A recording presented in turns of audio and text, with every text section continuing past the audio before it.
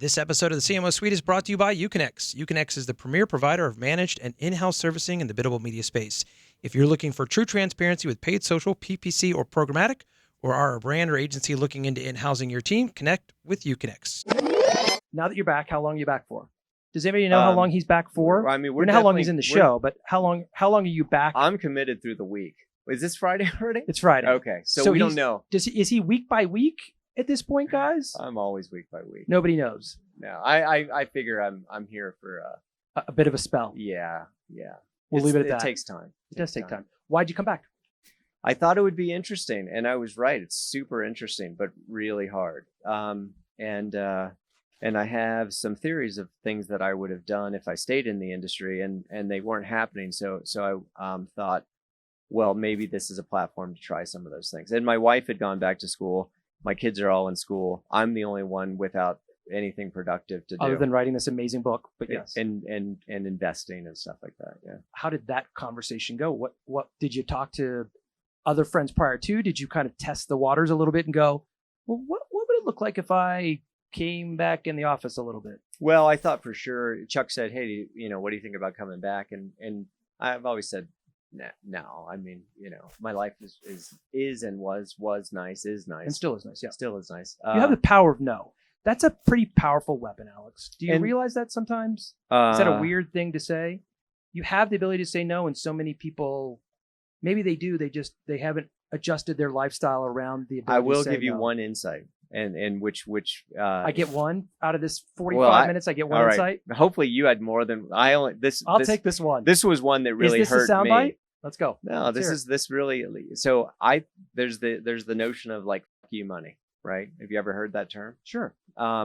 I don't have it, but yeah, I've heard it. You aspire, like maybe you do, maybe you don't. But people talk about, boy, that guy's got few money. And then there's the notion that you've spent so much time caring so much and working so hard, and it'd be so great to just not have to care about anything, right? And that's part of whatever the coma, the semi-retirement, is you get to that place and you're like, I'm going to do my own thing, and I'm not going to have to stress. I'm not selling anybody on anything ever. And right. The problem with not having to care is that you can be there and then you don't care about anything. Yeah. That was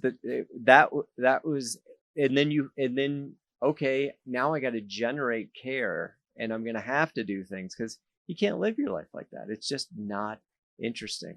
It's not fun. So just but I don't want to discourage anybody from doing the exact same thing. That was just my journey with it. Well, and maybe it's balanced like everything else in our lives, right? Maybe, again, we aspire, we get there, we realize we're working so hard for ourselves, but lots of other people, some of whom don't care, some of whom you're busting your butt to try to ensure that they have a job and a paycheck, and they walk in on a Tuesday and go, I'm leaving to go somewhere else. And you're like, I just saved your job last year. Maybe there's so much of that happens sometimes in life. You're smiling. Just because I'm glad you're saying all this stuff instead of me. You? Yeah. But it happens. It's life. And when you get to that point where you're near that top, whether you're a CMO or a VP or a CEO or at the level that you're at, it can feel sometimes as if, why do I care so much? Why am I investing so much? And yet some of these people, it's 4:30. It's a blessing though. Like to be able to care, and to be able to care a lot is a blessing. But maybe you needed that break. Maybe for sure, need that break for sure needed a break, no doubt. So sometimes it's a level set or just a reset. Yeah. Maybe your reset took longer than others. Maybe for some people that reset is a 2-week vacation or a month off or just a change in some of their environment or find your happiness. I never thought I would do one thing for my whole life. It was not a goal. It was not something that I assumed I would do. I've done a bunch of things now. I do this and I do other things as well. So it's different this time too, because it's not like I've left the investment world. It's not like I don't do the venture capital, and I do those things. And you're still finding time for yourself as well. I know you bike a lot. Yeah. I was told you have a quiver of bikes. Is this a thing? They say quiver. It's a term. I've learned two things. I've learned, again, there's a balance somewhere between leaving and coming back and making sure that you still care. Caring and not caring. Caring and not caring. And now I've learned there's such a thing as called a quiver of bikes, which I've been told is similar to having a bunch of arrows, like in the quiver. Yeah. So talk about your bike thing. Let's talk about that. What's your obsession with it? I really like, currently, I like everything about bikes.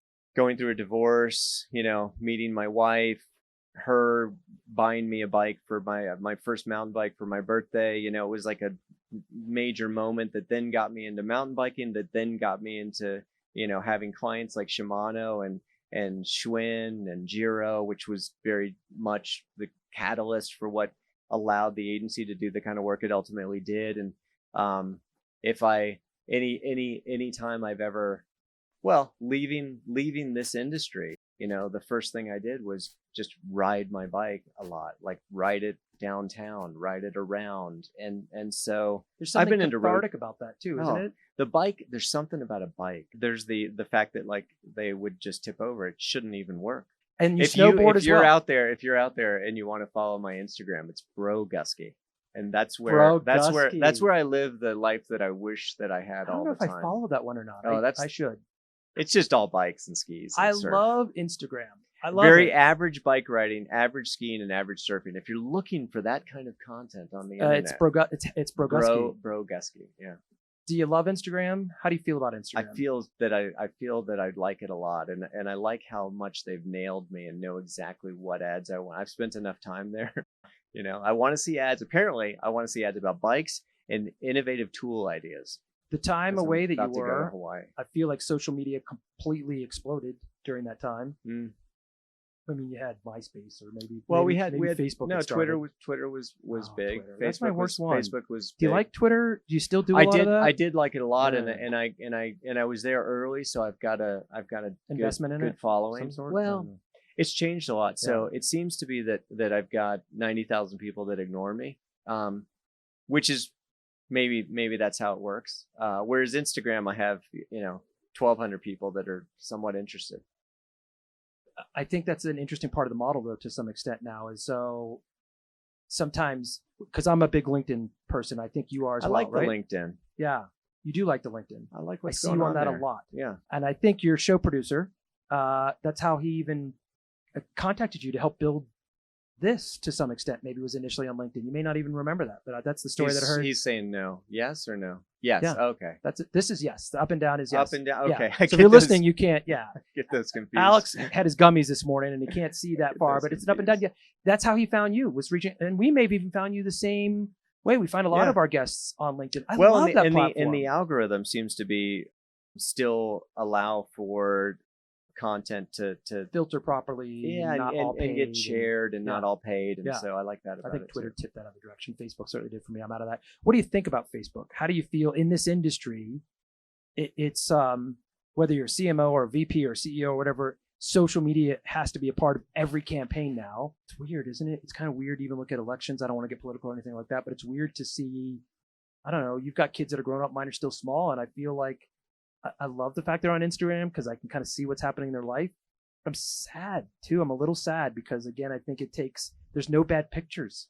And now they don't, they think all their friends have this amazing life. And maybe that's also kind of what we want to put out there sometimes. What do you think of it? Yeah. I try not to get nostalgic about what was and what, and I think that things are generally similar, even though the trappings of them look very different. And, does social media play a factor as you're thinking of campaign direction now? Sure, of course. I mean, I think social media, it's less of a factor and more of just a aspect of life. And so I don't think you really separate it from anything you're doing. But watching in terms of the, cost to society, really fascinating what's happening with elections and with the dissemination of fake news and deep fakes. And I had a guy do a deep fake of me. Did you see this thing? No. It was really well done. And all my friends are like, what did you do? Is that your voice or is that your face? Or like, did you work with him? It's like, I did nothing. It's a picture of me animated. It's his voice, and people, they refuse to believe it. And it's not even at the level of some of the other deepfakes that are out there for sure, but it was good enough. You talk to my son about it, he would be able to, like, without any stress, just sort of explain to you that, like, it's only your generation that's really confused about it. Yeah. And then he also would say, I stopped using it for the last year. So there's A push and pull. when that you're just happens. when you grow up with it, I think you have a different relationship with it. If you now he grew up in Boulder where they have a lot of media literacy in schools. I think media literacy, it's something that we've talked about. I've blogged about. You just call it media literacy. Media literacy. And what is that? Is that It's basically helping you to understand what it's goes on in the being it's media? being literate and being able to apply critical thinking to the stuff that you're digesting that's coming out of the media. And they teach that Yeah, in the it's classrooms here? versus blind acceptance, right? So the someone who would be most susceptible to advertising would be someone who thinks that advertising has no effect on them, right? That's someone who thinks that it has an effect and I've got to be aware of it and I should have an understanding of it. They're less susceptible. And I think that, in terms of fake news or spin or understanding the source, all those things are much more dangerous and you are more susceptible if you don't apply critical thinking. So we're really supporting media literacy because critical thinking, whether it's media or anything else in your life, is a good thing to apply. And are you involved in that process beyond just knowing what it is? Are you actively involved in? We're taking 1% of our profits and we put it towards media literacy. I didn't know that. You should say that. Now more. I sound probably like you're immediate. Is there anything else I need to make him say that he's going to do more while he's here? Well, we're not doing it to try to promote ourselves. We just think it's the right thing to do. We do have a lot of millennials here, and millennials as a generation, like any generation should, but they care about what you're about beyond just making money. And so maybe it's not that you're doing it to promote yourselves, but look at the look I just gave you when you said it. I didn't know what you meant by it. Mm-hmm. And so that again is maybe just an indication of I'm not that smart. So that don't be surprised by that part. It's not a well. People aren't talking about it enough. Sometimes it's also just the term, right? So I mean, we were talking about programmatic before we sat in here and what that is, and it's a almost most CMOs, at least to some extent, probably know what that is to some extent now. But it's basically a form of biddable media. Yeah. And when we started that company that we raised capital with here, it was a programmatic company. It still is.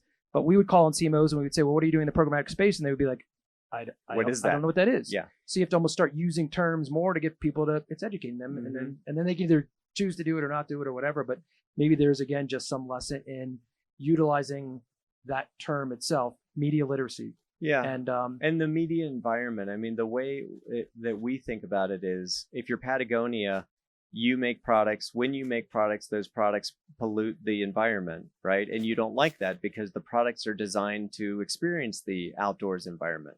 We make products that go into the media environment. That media environment is very real. You spend a lot of time in it. You don't realize you're in it when you're in it. And it's only going to get more real with virtual reality. As someone who contributes accidentally, we never do it on purpose, but we accidentally create pollution in the media environment. We feel like stewarding and cleaning up the media environment falls to us. Because you're you have the chance to sometimes, I guess we all have a chance to do things like that, but maybe you have a chance to be more heard because you're Alex Bogusky as opposed to Sean Halter. I think everybody has honestly, I think everyone has the exact same chance. And I've been lucky in that my parents always instilled it's not real courage. It's more, what's the worst thing that could happen? And so it isn't. Remind me what your dad did. I apologize. My dad was a graphic designer. Okay, that's right. Yeah. And your mom still does logos on those crowdfunding sites. Yeah. On crowdfunding sites? Yeah, like 99 Designs, things like that. He's on there. Yeah, cranking out the work. Has he ever done work for you? Oh yeah. When early days of the agency, when I'd go on vacation, I would pay him to come in and be me. And that's funny. It was called New Sheriff in Town. My daughter just was in the office this week. She's 15. She wanted to go to Portugal with her mom this year for a trip that her mom is taking. And I said, I'll pay half and you have to work the other half. She does graphic design. I wish she was a coder. I swear to God, I say this all the time. I'm begging her to be a coder because female coders they're unicorns.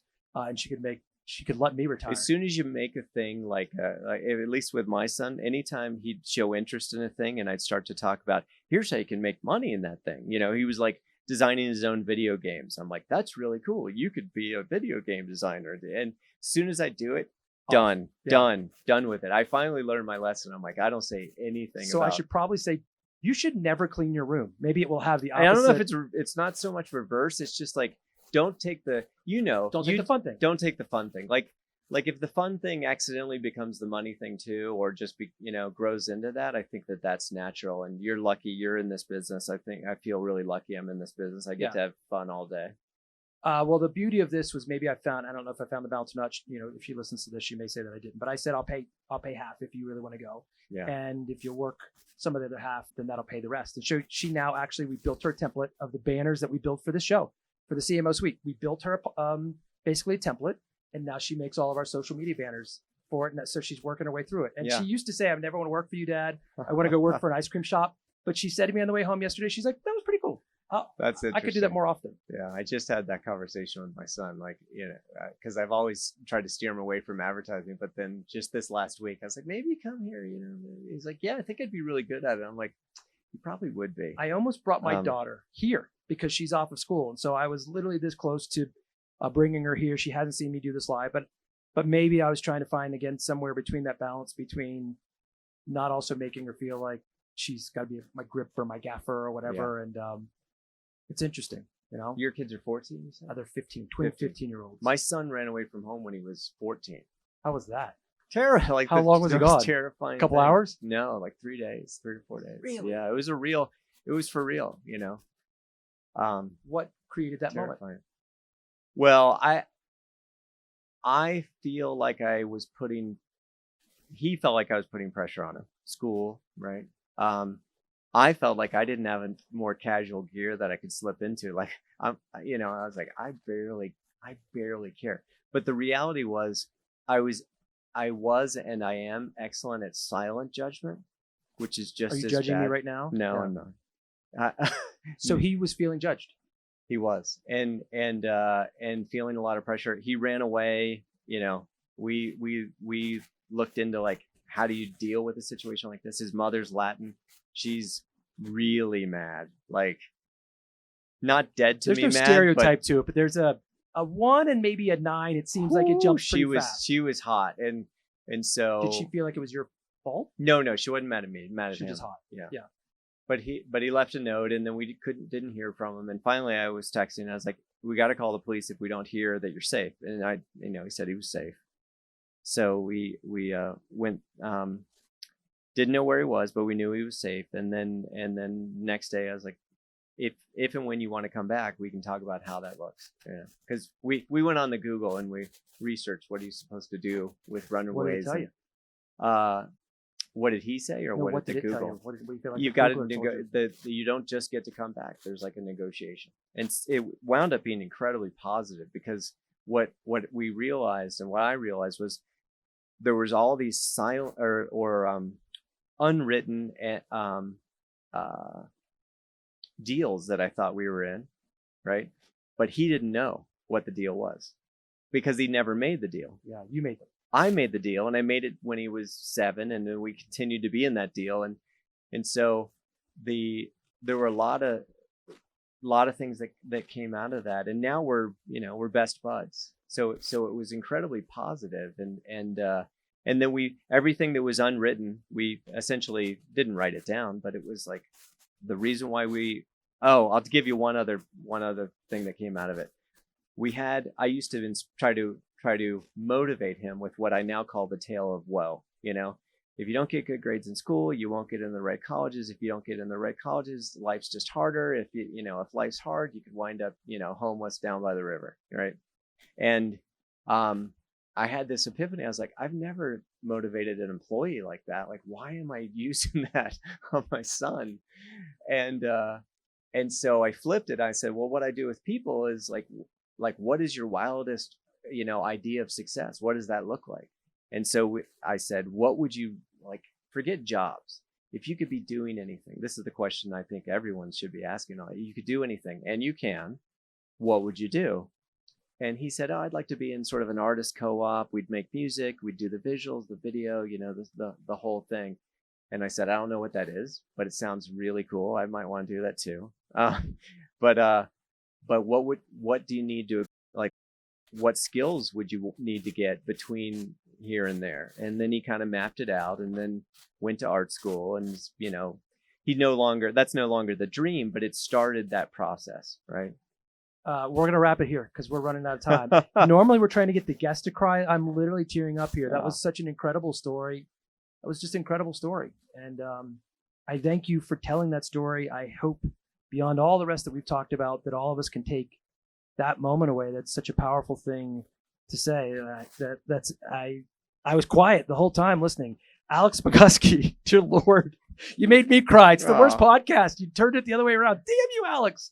Thank you for allowing us to be in the woodshed. Thank you for the time. I'm sorry if we ran a couple minutes long for your team. Thanks for being you. Thanks for being here and being open and being honest. And if nothing else, thanks for telling us that story at the end. It was incredibly powerful. This was fun. Thanks for making space. Thanks, guys, and continue to listen to the show. This is one of our last 2 episodes of the season. We're going to end it right here. Continue, please listen to the CMO Suite. If you want to reach Alex, find him Bogusky on Instagram. Stalk him on LinkedIn. That's what I did, and it's the best way to try to find him. And of course, listen to The Woodshed. It's an awesome podcast. Thanks, and take us out of the show. Thanks for hanging out in the CMO Suite, the podcast for marketers who want to be in the know. Presented by Connectivity Holdings. Don't miss The Digital Fix, the podcast for digital marketing done right. This summer on iTunes and Spotify. You're a C-level manager. You shouldn't have to know the difference between behavioral or contextual targeting, but your agency should. Uconnect provides brands and biddable teams direct access to platforms like The Trade Desk, Google, Amazon, Facebook, OTT, and more. Their US-based traders can train your in-house team or provide complete transparency with no minimums and CPM-based service pricing for true transparency. Something Mighty Hive, The Trade Desk, and Centro simply don't offer. Tired of being the smartest one in the room? Reach out to Uconnect today for a free demo. Uconnect, the world's leader in true transparent biddable media. Thanks for hanging out in the CMO Suite, the podcast for marketers who want to be in the know. Presented by Connectivity Holdings. Don't miss The Digital Fix, the podcast for digital marketing done right. This summer on iTunes and Spotify. You're a C-level manager. You shouldn't have to know the difference between behavioral or contextual targeting, but your agency should. Uconnect provides brands and biddable teams direct access to platforms like The Trade Desk, Google, Amazon, Facebook, OTT, and more. Their US-based traders can train your in-house team or provide complete transparency with no minimums and CPM-based service pricing for true transparency. Something Mighty Hive, The Trade Desk, and Centro simply don't offer. Tired of being the smartest one in the room? Reach out to Uconnect today for a free demo. Uconnect, the world's leader in true transparent biddable media.